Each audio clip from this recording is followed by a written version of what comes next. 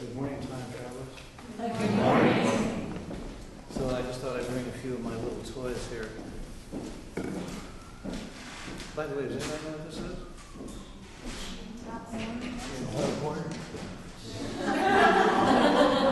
I lost the other one. And I'm sure everyone knows what this is. Seashell. And then, everybody can see this passion flower vine. See the little squiggly things? That's what it anchors itself with. Fancy that, huh? I was also fascinated in looking around for other considerations today that would bring to our attention something that is becoming very relevant right now, and that is spiral. Spirals are prevalent in nature. We see them everywhere. As a matter of fact, they're so prevalent that we forget that the spiral happens to be the master pattern of life. Fancy that. The master pattern of life. And here, we're living in a straight line world. So linear that we've come to believe that linear considerations of life are the ones that we should be putting into play to live our lives by. When the fact of the matter is, they keep us in such a limited frame of reference that we miss living life because, as was said in the opening statement, we're so busy trying to accomplish that we miss the journey entirely. If you look at your life, you're going to see that your life has gone through a series of cycles, of patterns, where it seems like there is something that repeats itself. But if you're really paying attention, you're going to see that it's not exactly a repeat, but it has enough similarity to give you the idea that you are where you were. You can never be where you were. That's an absolute impossibility. The only thing you can do is reflect on where you were, but that's from where you are. Taking that into account, we look and we see when we're talking about time traveling, we're talking about experience. Because you see, time is a measure of experience. It's the actual experience that we're having that we say, wow, time is flying by, or God, this is taking forever. We miss the fact that we are the ones, as conscious awareness, hopefully conscious, at least awareness, we're the ones that are having the experience.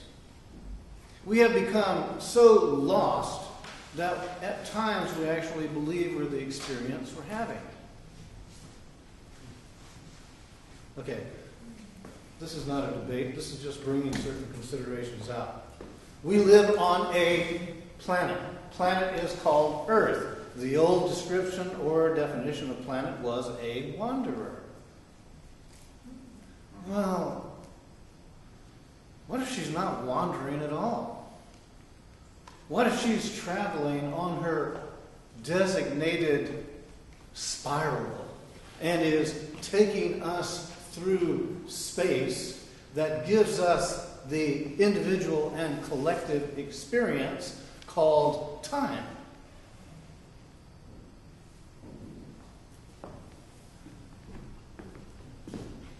Fun, isn't it? It'll take you out of your bean counting. It'll get you to a place to where you start getting curious about who you are and what's actually happening. What if right now we're becoming aware of what is, and it's happening to us through the awakening of our heart? That we're getting out of our head, the dead land of linear consideration, and we're opening up to the living, vital reality that is experienced through heart awareness. What if we're finding that this physical form is becoming activated, and in its activation, things are stirring and moving in so many directions simultaneously that the old concept of reality is vanishing? things that we thought were true are beginning to dissolve. And as they dissolve, other things are being revealed. But they're being revealed in accordance to our receptivity to them.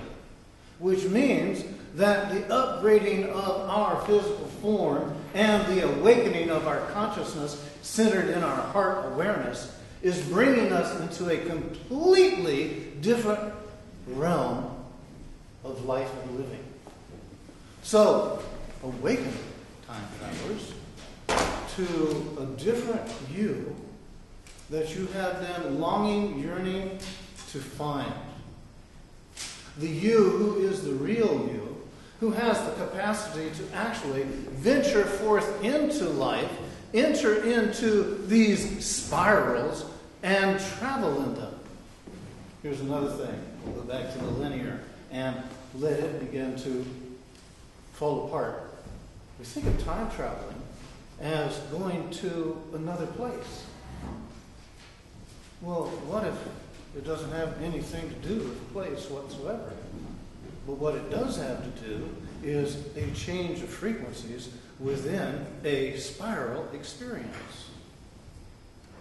What if actually, instead of living your life fearing, dreading, worrying, fretting, that you change your frequencies, and in changing your frequencies, you find that you no longer are having the same experience.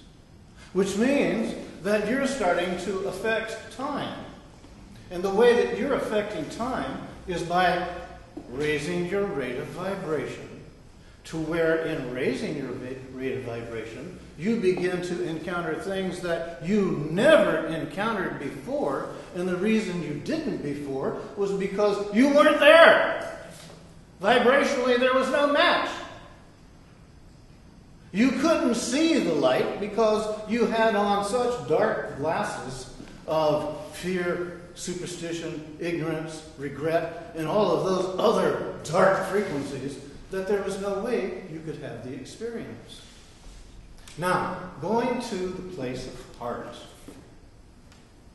brings you into a no-time consideration. And that's because in the heart, you are experiencing life now. Because now is what is.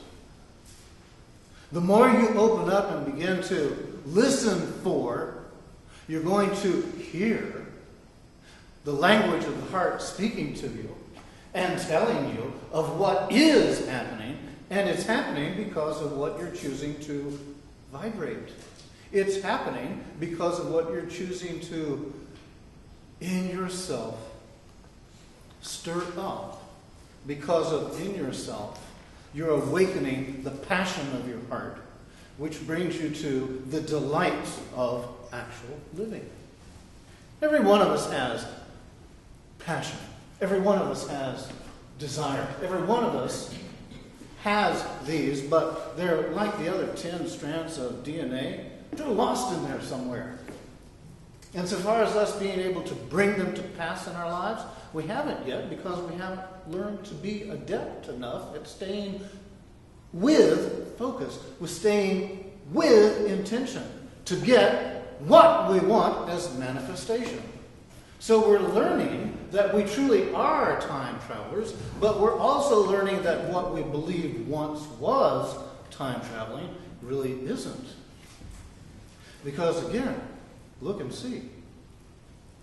When we make reference to time, we really are looking at experience and seeing that the experience seems to have a measure to it. That measure we call time. The time of my life, the time I wish would never come and happen again.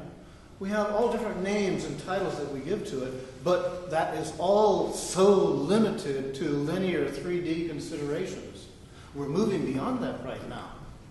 When you get to the passion of your heart, and you begin to open up, then by raising your rate of vibration and continuing to raise your rate of vibration, you are actually stimulating and activating the light body that is your physical form. Now, you thought you were going to come here and maybe hear about God. Well, you are. But you're hearing about the God that you are. And you're hearing about the God that is you, that is stimulating you, and is activating you so that you can actually raise your rate of vibration and experience the God that you are. Right now, mostly what you've experienced is the devil. That you are.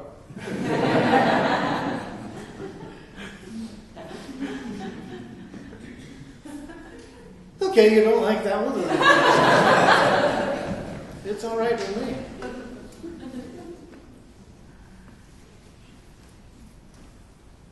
So, these little reminders have been around us all the time. But they haven't really meant anything to us, and that's because we were not there to grasp the significance of it. Now we are, in our awakening, becoming vibrationally, consciously capable of discerning what actually exists in other realities. And if there seems to be something that attracts us, that is important to us, we're learning that we can access it. But the way we access it is by raising our rate of vibration and sustaining that rate of vibration, and consciously through our heart be living that vibration as we move in the realm of those realities. Notice how it is that if you go into meditation and you pay attention in your meditation to whatever is your focus, it's going to lead you on a journey. And that journey is going to reveal itself as an experience. To where afterwards you're going to come out of that experience and say, wow, where did the time go? Or, that seemed like forever. But it is to help you to get an awakened connection to this, so that you can begin to venture forth with an attending sense of security, knowing that you are capable of doing this, and that you will do it and be safe in the journey. See, there's nothing quite as threatening nor as deadly as the unknown to a part of us who wants us to stay in the familiar. But the fact is, the familiar is, it's a prison. It's a jail. And the jailer is the one in you who says, this is really the safest place to be. So today's message is to stir you to a point of realizing that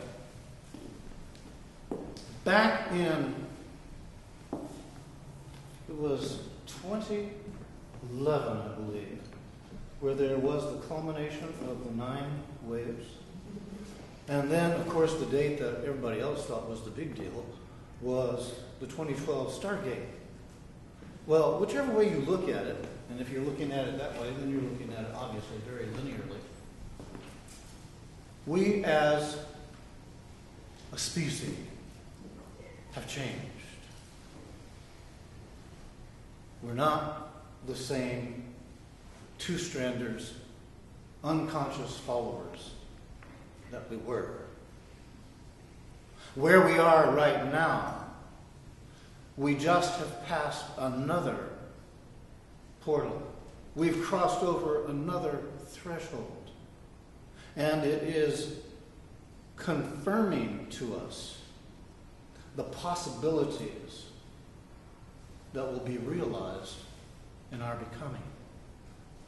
That we actually are venturing forth and traveling is probably something you hadn't even thought about of what you're doing with your life right now.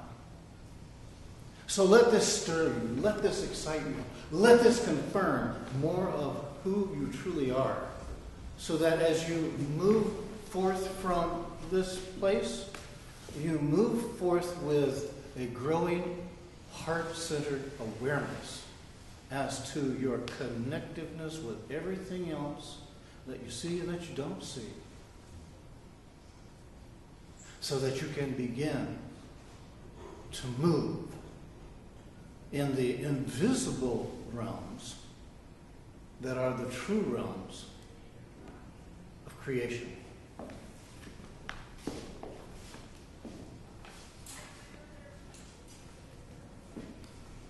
That's it.